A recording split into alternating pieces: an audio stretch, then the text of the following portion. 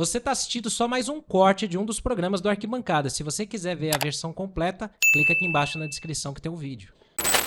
Com relação ao Marinacks, a gente falou na última edição do Boletim da Manhã sobre toda essa situação com o Marinacks, a possível parceria com as categorias de base do São Paulo. O evento ontem foi justamente em Cotia, então é claro que teria que ser perguntado sobre a situação do Marinacks, né, Kaique? É isso, Boni. Ele falou, né, sobre... admitiu conversas com o Marinacks, admitiu de fato que teve pelo menos 2 reuniões, que inclusive quando ele foi para Londres também teve conversa com outros players, como o próprio presidente disse, né? Mas ele negou uma venda de SAF, negou qualquer possibilidade de SAF da base ou venda de Cotia. Enfim, não adianta eu ficar falando, né? É melhor a gente ouvir a palavra do presidente. Ele fala e a gente ouve aqui no Arquibancada. Pelo que o São Paulo está negociando nesse momento? Olha, na verdade, eu preciso fazer uma introdução explicativa. O Marinacks esteve no Brasil, eu estive com ele, estive lá em Londres em 3 dias e meio, embora algumas pessoas falaram que eu estava passando férias, não, eu estava trabalhando, fizemos 6 reuniões, não só com ele, com outros players também importantes, e nós conversamos. É claro que quando a gente vê uma notícia precipitada, venda da base, jamais. Esse aqui é um patrimônio onde vocês estão, que é próprio do São Paulo. E todas as outros ativos. O que nós estamos visualizando é um acordo operacional. Um acordo operacional que tem um revenue share, que o investidor coloca e também ele participa. Mas o mais importante é você entender que esse quadro hoje já tem a participação de empresários, que é legítima, mas os clubes que formam precisam ter uma participação maior. Esse esforço que eu acabei de dizer do Rian e do Ferreira. Com esse investidor, a nossa capacidade, através do nosso scout, de um scout técnico ligado à Premier League, pode aumentar muito. Nós podemos ter um potencial de 10 jogadores por ano. Quanto significa isso em termos de receita e performance esportiva no profissional, legado esportivo? E nós estamos conversando, claro que é algo ainda embrionário, e eu vou com muita calma nesse assunto, mas nós estamos caminhando bem, para trazer um empresário ligado à plataforma esportiva. Ele não é só financeiro, ele tem o aspecto financeiro, mas ele tem a experiência esportiva. Imagine que o São Paulo, no grupo dele, se isso caminhar dessa forma, tem o Olympiacos, tem o Nottingham Forest e tem o Rio Ave. Veja, o jogador que está jogando em qualquer outro clube e que tem 17 anos, 15 anos, 18 anos, ele fala assim, puxa, o São Paulo é uma ponte aérea mais próxima para ir para a Europa. Né? Então nós estamos buscando exatamente esse tipo de coisa. Agora, claro que há precipitações, há colocações, às vezes a pessoa tem uma notícia, quer dar um furo na notícia e ela dá opinião sem conhecer o conteúdo. Então, isso tudo a gente entende.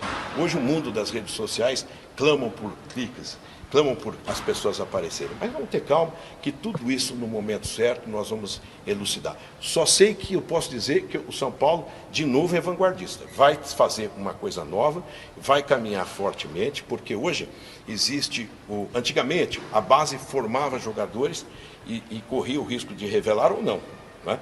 Hoje a base e os times capitalizados, elas vão para o mercado prévio, que é o mercado antes do profissional. E esse mercado prévio, se você não tem dinheiro, você não traz jogadores. Então, tem outros clubes que fazem esse movimento com sucesso. E isso é muito mais fácil, porque você pega um semi-pronto, que é um jogador semi-pronto, que ele tem uma capacidade técnica já indicada por um scout, para assumir no profissional talvez 1, 2 anos e depois virar um grande ativo do clube. Então, o São Paulo vai potencializar essa infraestrutura para revelar mais jogadores nível A. Nós temos aqui nível A, nível B, mas nós precisamos ter mais A. Então nós vamos trabalhar nesse sentido. E nós temos que entender que esse é um processo em marcha da mudança de mercado. Quem não entender isso não vai entender o que está acontecendo no mercado. E é claro que chega um parceiro aqui e começa a falar em SAF, em venda da... Não, ele chega com essa expectativa se chegar, porque tudo isso está sendo discutido, mas que, claro, se um dia a instituição discutir uma SAF, naturalmente ele vai ter a preferência de ouvir primeiro. E se o São Paulo como instituição, e acredito que eu não esteja mais aqui, ela pode caminhar fazendo ou não a SAF. Eu vejo, inclusive, muitos de vocês dizem, o futuro do São Paulo é a SAF, eu dizia na minha campanha, o São Paulo nem será o último, nem será o primeiro, nem será o último. Nós, no tempo certo, vamos discutir. Então, hoje nós temos uma alavanca que poderá ser discutida no futuro, se a instituição assim achar que pode ser. Nós temos uma cooperação esportiva, onde os clubes que eu citei, cujo grupo tem os direitos econômicos dos atletas, poderão vir para cá, e alguns poderão ir para lá. Então, eu acho que isso vai ser muito bom se vier a acontecer. E as pessoas vão entendendo aos poucos, e acredito que pode ser o grande passo para resolver a questão de São Paulo. Eu não vou falar em dinheiro, lógico que não vou, mas o São Paulo vai começar a respirar e vai começar a ganhar espaço e ser competitivo, que é o que a gente quer no futebol principal. E a palavra do Marinakis, do Júlio Casares, sobre o grego Evangelos Marinakis, e alguns pontos importantes, Kaique. Primeiro deles, ele... Importante, rapidinho. Pode falar. O presidente lê a coluna do Arquibancada Tricolor. Porque ele falou assim, alguns dizem que o futuro do São Paulo é a SAF. Aí o Gabriel Sá está aqui, né? Ele falou, alguns dizem que o futuro do São Paulo é a SAF. E olhou para o Gabriel. Tá lendo, né? Tá lendo, né, a coluna da Arquibancada, né, presidente? Que o Gabriel Sá é um formador de opinião.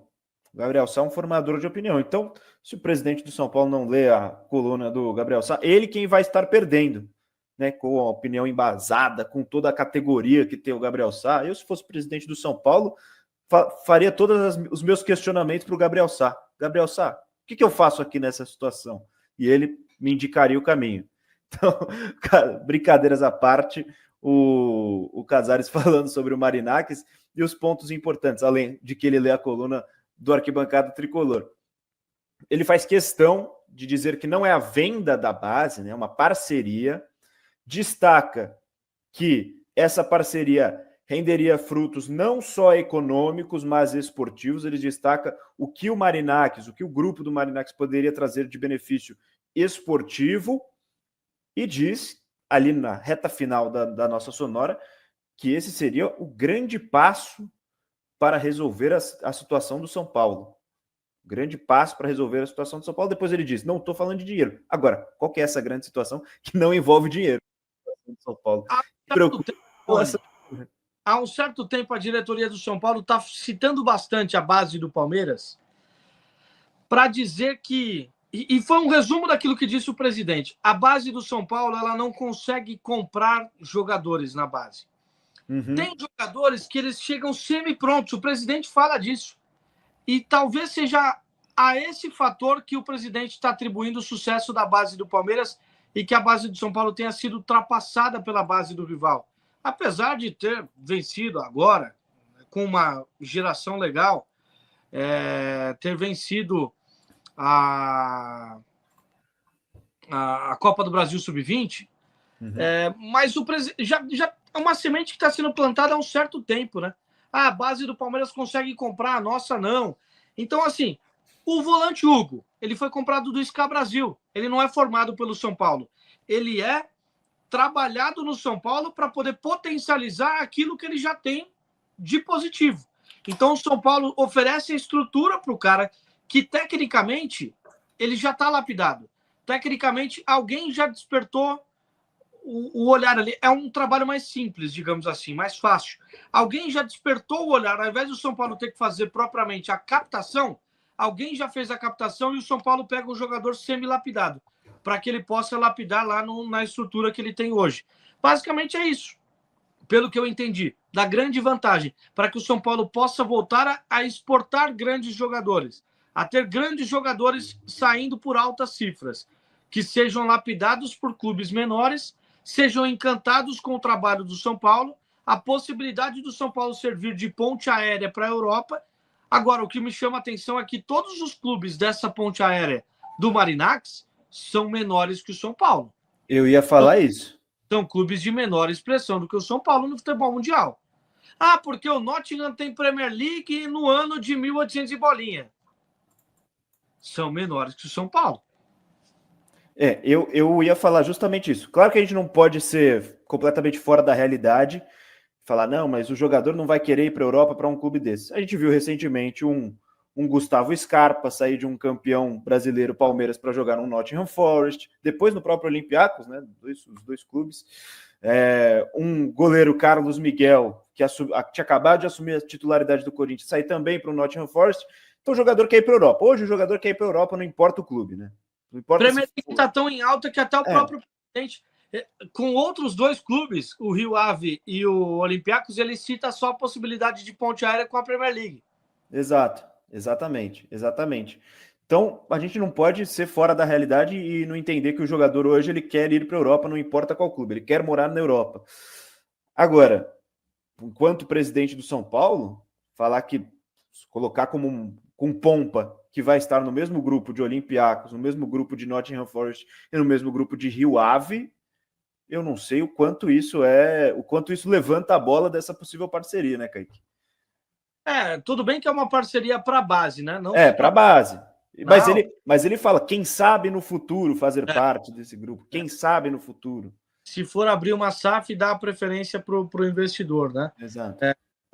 Levantando mais uma vez aqui que o São Paulo é o maior clube dentre esses 4, já inserindo o São Paulo nesse grupo. Enfim, resta saber qual será a divisão, né, da fatia. O Gabriel trouxe a informação dos 60-40.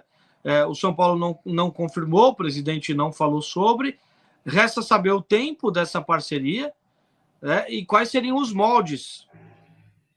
60-40 com relação ao quê? A venda dos jogadores.